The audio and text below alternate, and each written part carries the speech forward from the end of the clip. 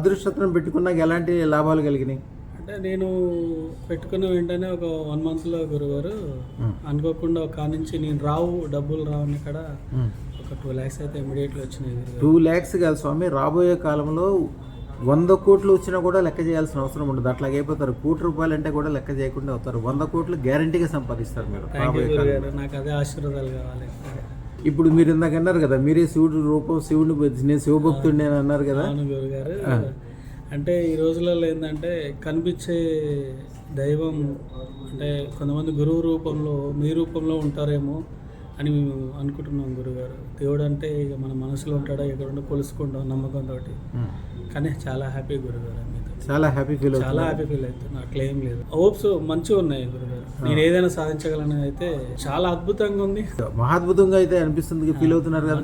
100 కోట్లు నేను సంపాదించగలననే ఒక నమ్మకం వచ్చేసి 100% ఉంది గురుగారు, అలా డౌటే లేదు.